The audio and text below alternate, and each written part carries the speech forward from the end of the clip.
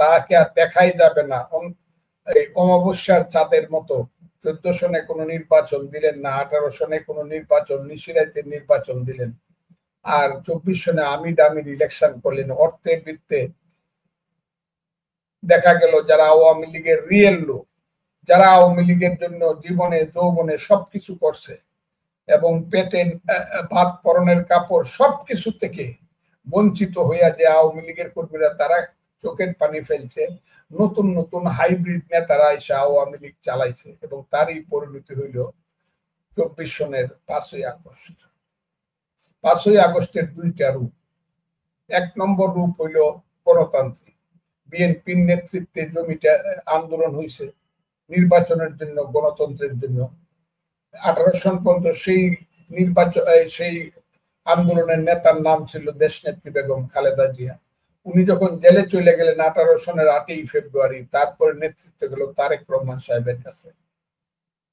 আন্দোলনের রূপটা ছিল গণতান্ত্রিক, হাজার হাজার কর্মী জেলে গেছে, লাখ লাখ কর্মীর নামে মামলা হয়েছে, শত শত কর্মী নিরুদ্দেশ হয়েছে, আন্দোলন সংগ্রাম হয়েছে। কিন্তু এই যে আমি সবসময় বলি, জমিটা করছে বিএনপি, বীজ ফলাইছে বিএনপি, চারা তুলছে বিএনপি, তেল মোবিল দিছে বিএনপি, পাওয়ার পাম্প চালাইছে বিএনপি, ধান হলুদ করছে বিএনপি।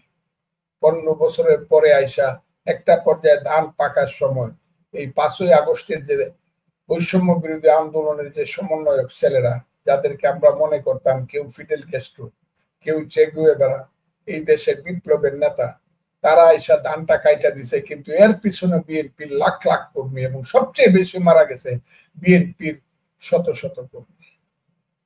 কিন্তু এছাড়াও এই আন্দোলনের পিছনে একটা চক্রান্ত ছিল। বিএনপির আন্দোলন, জনগণের আন্দোলনটা ছিল গণতন্ত্রের জন্য।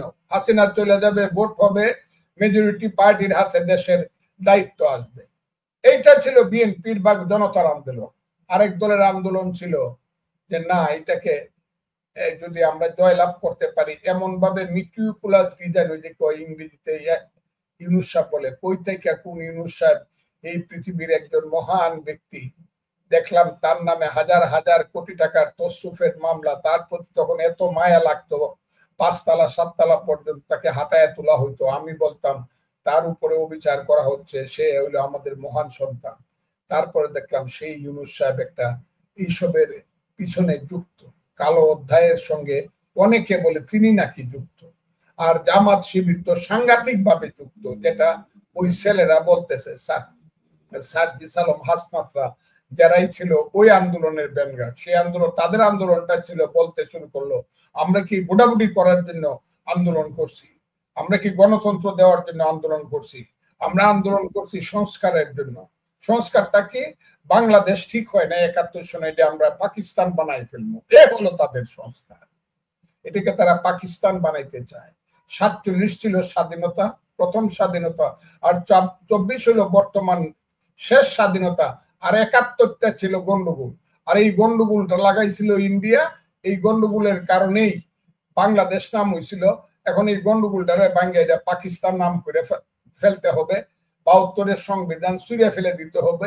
শেখ মুজিবুর রহমান ফ্যাসিস্ট, সে এইসবই গন্ডগোল করে পাকিস্তানটাকে ভাঙছে, ইত্যাদি ইত্যাদি।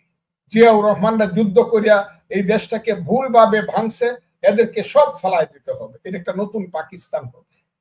যে কারণে বাংলাদেশে যদি জামাতের কোনো জয় হয়, ডাকসুতে যখন ছেলেরা জয় লাভ করে মিষ্টি খায় ইসলামাবাদে, যে কারণে ওই পাকিস্তানের লস্করে তৈয়বার নেতা বলে, আরে জানো না আমরা তো 71-এর প্রতিশোধ নিছি 5ই আগস্টে। যে কারণে জামাত, পাকিস্তান জামাতের আমির বলে এরা তো আমাদের সাথে আসবে, এরা তো আমাদের ছোট ভাই।